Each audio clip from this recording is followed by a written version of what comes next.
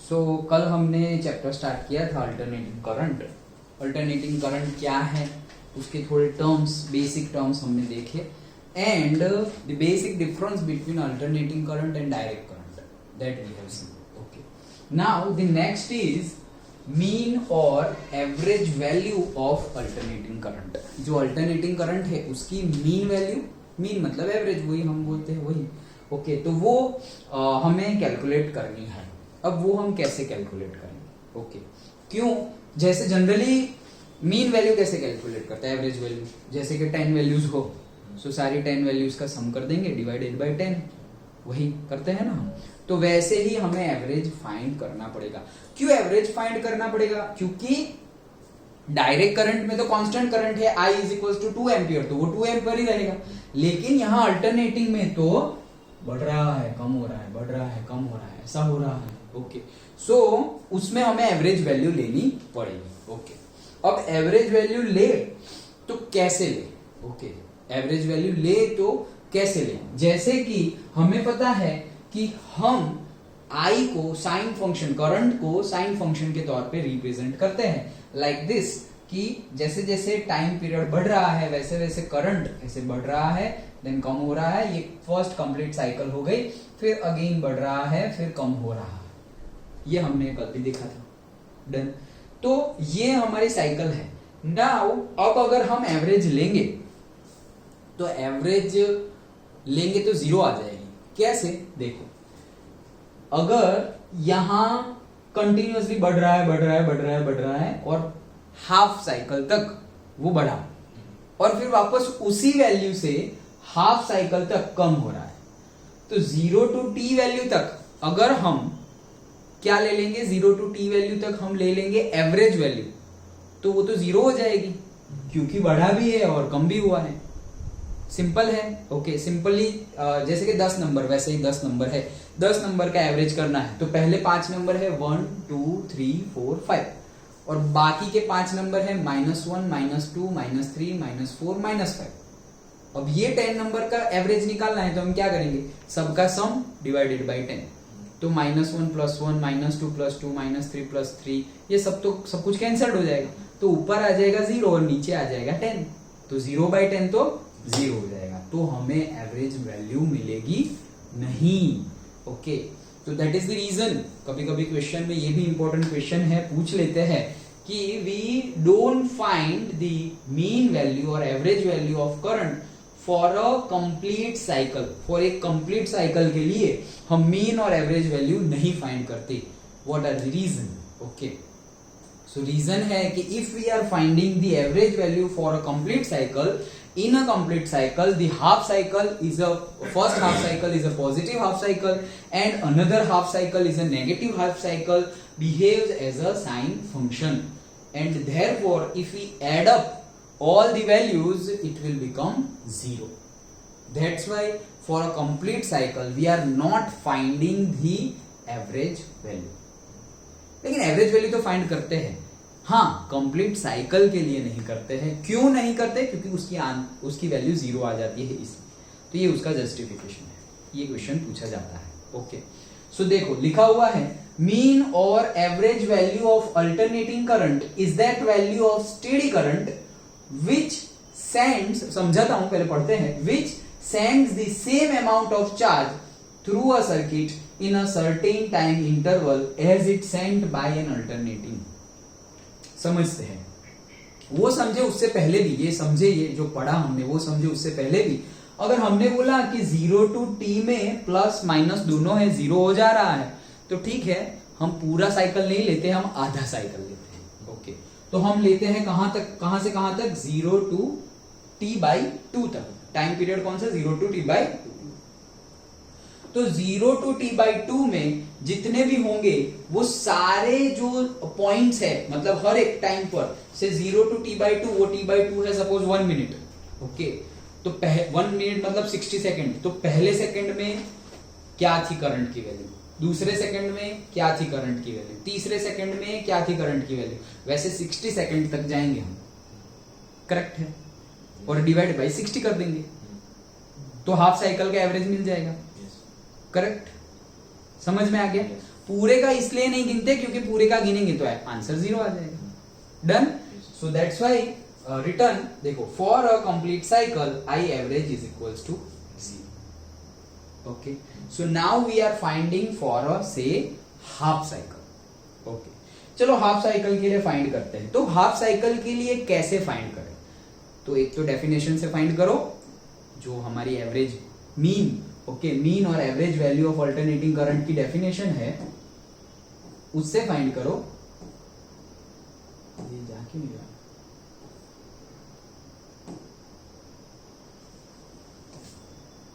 हाँ, मीन और average value की जो डेफिनेशन है उससे फाइंड करना है या तो फॉर्मूला से फाइंड करना है। दोनों से समझाता हूं, लेकिन इजी हमें कौन सा पड़ेगा?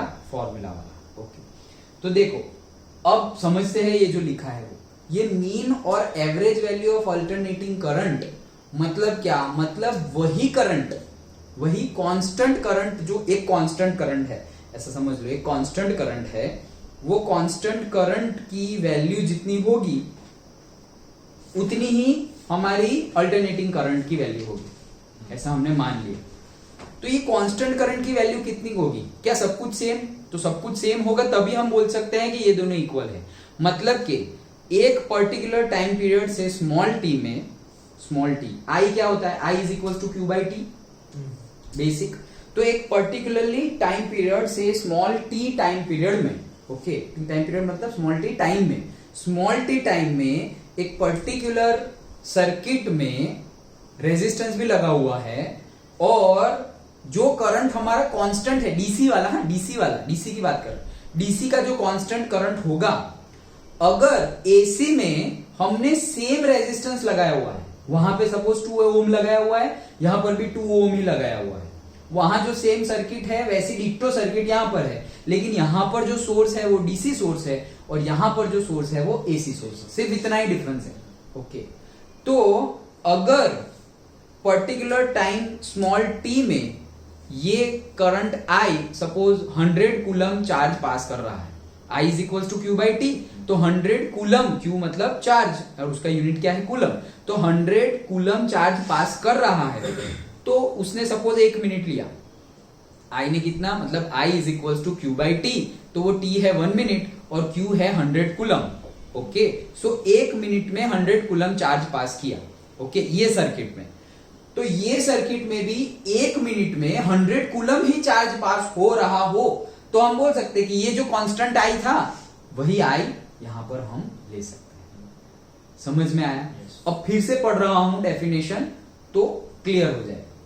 मीन और average value of alternating current is that value of steady, मतलब constant, that value of steady current which sends the same amount of charge, मतलब वो करंट जो same amount of charge pass करेगा through a circuit in a certain time interval as it sent by an alternating, मतलब alternating में जितना पास हो रहा है पर्टिकुलर टाइम स्मॉल टी में, जितना चार्ज पास हो रहा है उतना ही चार्ज अगर पास हो जाए उतने ही टाइम में for a same circuit. Okay, तो ये जो डीसी का कांस्टेंट करंट होगा, स्टेडी करंट होगा, उसी को वही वैल्यू हम ले लेंगे अल्टरनेटिंग करंट। समझ में आया?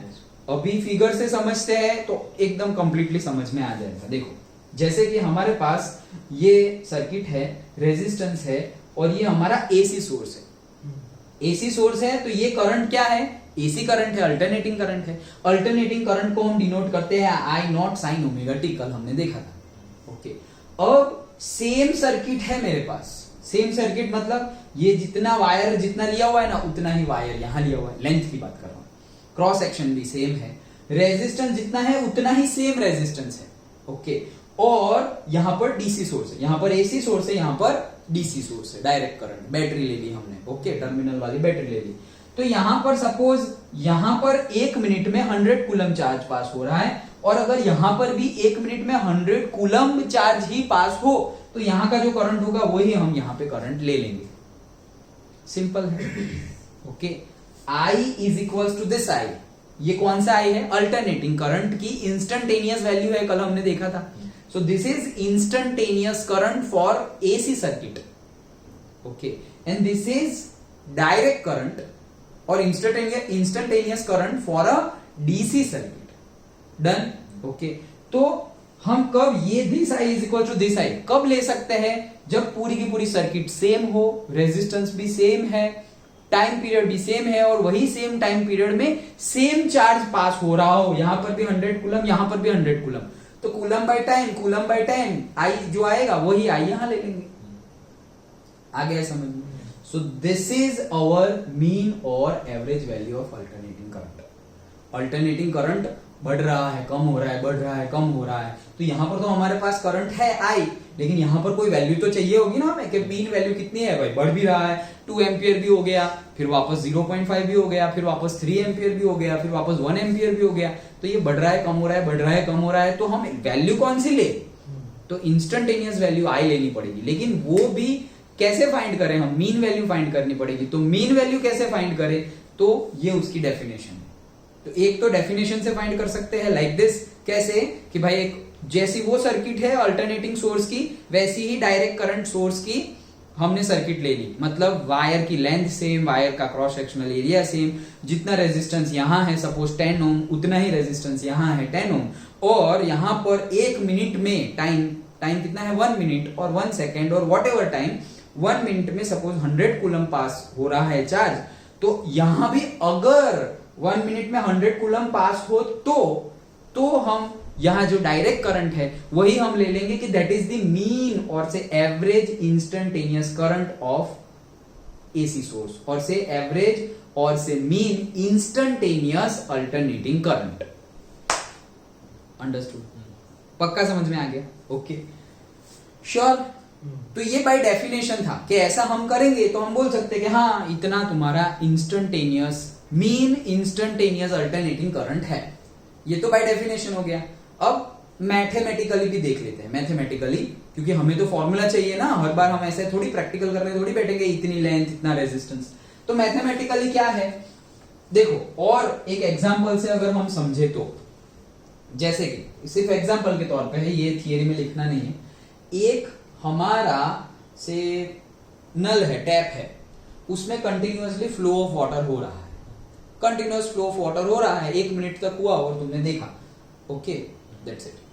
दूसरा भी एक नल है, ये बकेट भी सेम है, वहां पर भी 1 मिनट के लिए फ्लो हो रहा है, ये कंटिन्यूअस फ्लो था ऐसे, और यहां पर वो जब नगर पालिका का पानी आता है तो फिर वापस रुक जाता है, ऐसे होता है ना, तो वैसे आ रहा है फिर रुक गया, फिर वापस आ रहा है रुक गया, लेकिन जब आ रहा है तो खतरनाक आ रहा है, फोर्सफुली आ रहा है। तो एक टाइम पीरियड से 1 मिनट 1 आवर के बाद देखा, दोनों बकेट में सेम है, दोनों बकेट में सेम पानी भरा हुआ है, तो फिर ये जल्दी आया कम आया हमें कोई मतलब है नहीं। ओके, तो वैसे ही यहां हम कोरिलेट कर सकते हैं कि अगर सेम टाइम में अगर सेम चार्ज पास हो रहा है, तो भले ही इंस्टेंटेनियस देखेंगे तो शायद बढ़ा हुआ होगा, इंस्टेंटेनियस देखेंगे तो कम हुआ होगा, लेकिन अगर एवरेज निकालोगे, लास्टली देखोगे 1 आवर के बाद देखोगे एवरेजली, तो दोनों बकेट में सेम है वाटर। वैसे ही यहाँ पे एवरेज वैल्यू देख लोगे, बढ़ा कम हुआ, तो फाइनली तो यहाँ पे जो कांस्टेंट वैल्यू है ना, उतनी ही वैल्यू यहाँ पर एवरेज वैल्यू वहां पर आएगी। सिंपल। ओके, तो ये बाय डेफिनेशन हो गया। Now we will see by से फॉर्मूला भी इजी है, ऐसा कुछ है नहीं। ओके, पूछा जाता है ये theory as a theory 2 marks में, write short note on mean और से average value of alternating current. Okay, so I average हम निकालने वाले हैं। ओके, आई एवरेज निकालेंगे, हमने पहले ही बताया क्या, फॉर अ कंप्लीट साइकिल निकालेंगे, तो गया तो होगा नहीं। फॉर अ कंप्लीट साइकिल अगर हमने निकाल लिया वैल्यू, तो क्या होगा, 0 हो जाएगा। फॉर अ कंप्लीट साइकिल अगर हमने निकाला तो 0 हो जाएगा, तो हम कंप्लीट साइकिल ना लेके आधी साइकिल ले लेंगे। ओके, अब ये आधी साइकिल में भी देखो कितने टाइम पीरियड होंगे। आधी साइकिल में भी सपोज मैंने बताया कि 1 2 t/2, ये t/2 ही 1 मिनट है, तो 1 मिनट को तुम 60 सेकंड में डिवाइड कर सकते हो। ये तो मैंने बोला 60 सेकंड, कोई बोलेगा नहीं सर हम तो और डिटेल में जाना चाहते हैं, मिली सेकंड लेना है मुझे, तो मिली सेकंड 0.001 सेकंड में कितना है इंस्टेंटेनियस करंट, फिर दूसरी 0.001 था तो 002 सेकंड में कितना है, तो वो तो इनफाइनाइट वैल्यू हो जाएगी। करेक्ट, तो इतने टाइम इंटरवल में इनफाइनाइट वैल्यूज ऑफ करंट मिलेगी, वो सबका सम करना है। तो इतना ज्यादा सम करना हो तो हम क्या करेंगे, इंटीग्रेशन करेंगे। सो हम इंटीग्रेशन करेंगे तो I average is equals to integration कहां से कहां तक, जीरो वैल्यू से लेकर के टाइम पीरियड कहां जाएगा, t/2 तक। तो ऊपर क्या करेंगे, वही एवरेज जैसे निकालते हैं वैसे ही ऊपर सबका सम, नीचे जितनी वैल्यूज थी उतना। तो ऊपर सबका सम कर दिया, 0 to t/2 तक तुम जितने भी सेकंड लो, t/2 1 मिनट होगा तो तुमने जितने भी लिए होगे सबका सम, वो सबका सम करोगे तो t/2 ही आएगा, टाइम की सम करेंगे तो वो ऊपर सबका सम मतलब आई जितना भी होगा उसको विथ रिस्पेक्ट टू टाइम हम इंटीग्रेट करेंगे, whole divided by total time का जो नीचे सम करेंगे वो t/2। जैसे हमारा नॉर्मल, जैसे वो एग्जांपल अभी लिया था 10 नंबर्स का एवरेज वाला, तो हम समझो कि अभी 10 नंबर का नहीं करने वाले क्योंकि 0 हो जाएगा, तो 5 नंबर का करते हैं। तो 1 2 3 4 5 का हमें एवरेज निकालना है। तो क्या करेंगे, 1 + 2 + 3 + 4 + 5 डिवाइडेड बाय 5। तो ये 1 क्या है, 1 वैल्यू है एट पर्टिकुलर टाइम पीरियड। 2 क्या है, 2 भी एक वैल्यू है एट टाइम t2। फिर 3 टाइम t3, फिर 4 time t4 and 5 time t5 पर वैल्यूज हैं। ओके, तो टोटल यहां पर कितना टाइम है, बोले 0 to 5। ओके, ऊपर कितना है, ऊपर तो ये है 1 + 2 + 3 + 4 + 5। डन, तो वही हमने कर दिया है। सिंपल है, ये समझ में आ गया। जैसे हम मैथ्स में मीन सिंपली निकालते हैं वैसे ही आई एवरेज ऊपर सबका सम। तो किसका सम, अरे 0 से लेकर के हाफ साइकिल तक जितने भी तुमने वैल्यूज ले ली हो। यहां पर सर सिर्फ तुम ऐसा भी बोल सकते हो, सर हमें इतनी ज्यादा वैल्यू नहीं चाहिए, हमें तो 0 to हाफ साइकिल तक सिर्फ 3 वैल्यू चाहिए। ओके, तो 3 वैल्यू ले लो, ये 1, ये 2, ये 3 वैल्यू ले ली तुमने। तो ऊपर 3 वैल्यू का सम करना पड़ेगा कि ये टाइम पीरियड पे इतना आए है, ये टाइम पीरियड पे इतना आए है और ये टाइम पीरियड पे इतना आए है। ये 3 आई का सम करना पड़ेगा डिवाइडेड बाई 3। सिंपल है। तो जितनी भी होगी तो वो जितनी कहां से कहां तक, यहां से यहां तक अगर 3 होगी तो डिवाइड बाई 3 करेंगे, और यहां से यहां तक तो t/2 टाइम है। टोटल टाइम कितना है, t/2। तो t/2 टाइम का जितना भी छोटा लेना हो ले लो, मैंने तो नीचे लिख दिया है t/2। डन, पक्का समझ में आ गया। इसके बाद तो मैथ्स है, यहां तक का समझ में आ गया, पक्का। Okay, now it is easy. देखो क्या करना है, इंटीग्रेशन करना है। तो इंटीग्रेशन करेंगे तो पहले तो वैल्यू पुट कर देते हैं। तो आई इंस्टेंटेनियस करंट जो है वो क्या है हमारा, I0 sin ωt, यही है ना, I0 sin ωt। तो आई की वैल्यू हमने, ये आई की वैल्यू जो ये है आई की वैल्यू वो हमने यहां पर पुट कर दी। Done, okay. नाउ अब क्या करेंगे, देखो ये t/2 था, ऊपर जाएगा तो 2/t हो जाएगा। तो ये नीचे से यहां पे ऊपर चला गया तो 2/t हो गया। एक एक स्टेप समझना क्योंकि आएगा एग्जाम। अच्छा, फिर आई एवरेज निकालेंगे हम। सो आई एवरेज निकालेंगे तो क्या होगा, देखो 2/t तो अलग, किसका करना है, साइन ωt का करना है। I0 मैक्सिमम वैल्यू है करंट की, वो तो कांस्टेंट होगी, उसको बाहर निकालो। तो उसको बाहर निकाल लिया तो 2/t I0, जो भी कांस्टेंट है सबको बाहर निकाल लिया। अच्छा, अब करना किसका है, साइन ωt का।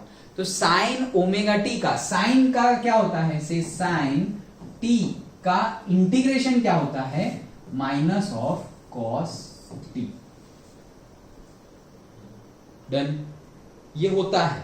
ओके, मैथ्स के स्टूडेंट को पता है, लेकिन इतना होता है इंटीग्रेशन। डिफरेंशिएशन का उल्टा, डिफरेंशिएशन अगर हम करें d/dx ऑफ से cos x ऐसा करें तो उसका क्या होता है, -sin x।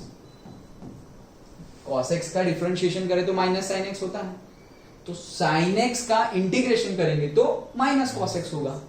As simple as that.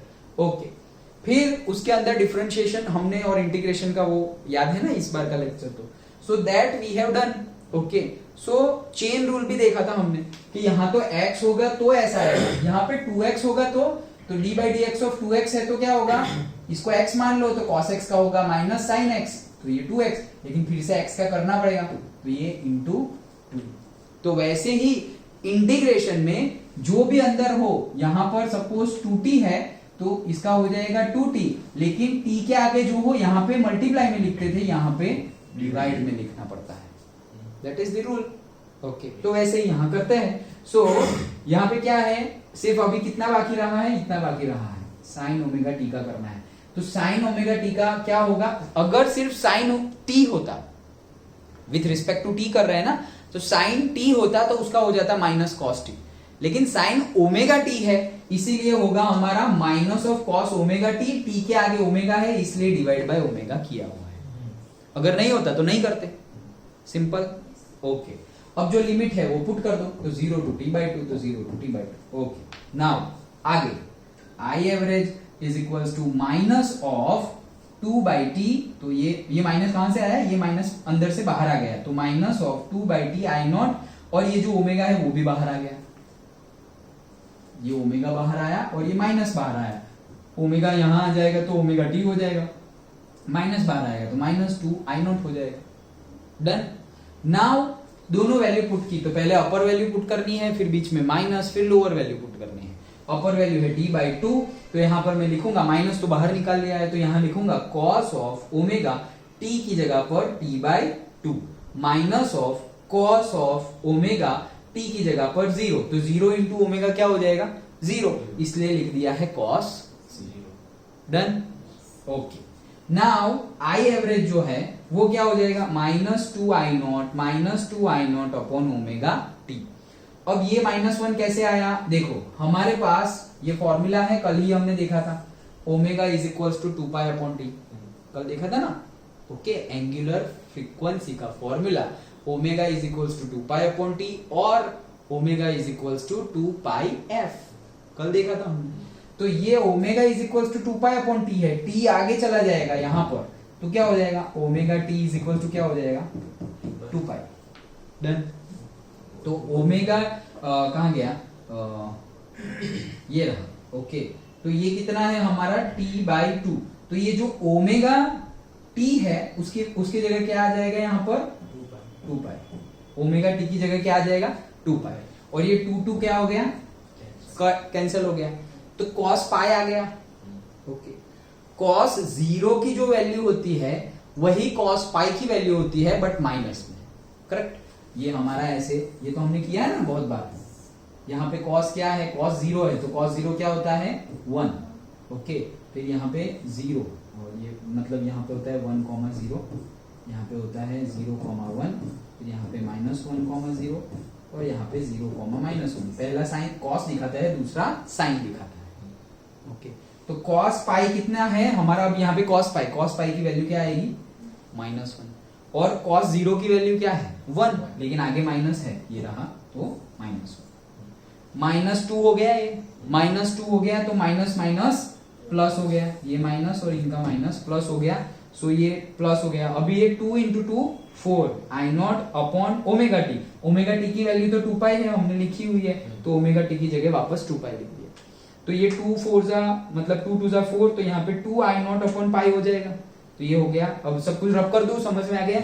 Okay तो ये हो गया हमारा 2 आई नॉट अपॉन पाई। डन। अब ये पाई तो पता है ना 3.14, सो 2 डिवाइडेड बाई 3.14 तुम करोगे तो आ जाएगा 0.637 into I not. This is the value of I average. I average की वैल्यू जो मैक्सिमम आई होगा आई नॉट, उससे उसका कितना टाइम्स होगा 0.637 टाइम्स होगा। अगर परसेंटेज में बोलना हो तो 63.7% होगा। अगर मैक्सिमम करंट 100 एम्पियर है, मैक्सिमम करंट 100 एम्पियर है, सो इंस्टंटेनियस एवरेज करंट होगा 63.7 ampere.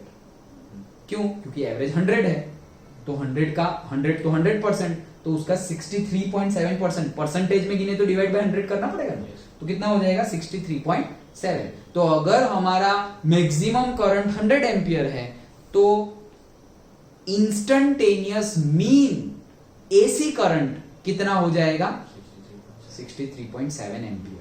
Done. Okay so I average is equals to 0.637 I naught. Understood? पक्का? ओके तो ये था हमारा से वैल्यू आई एवरेज, परसेंटेज में लिखेंगे तो 63.7% ऑफ आई नॉट। तो ये हमारा था मीन और से average value of alternating current. समझ में आ गया? Yes. पक्का। नेक्स्ट हम देखते हैं आरएमएस वैल्यू। चलो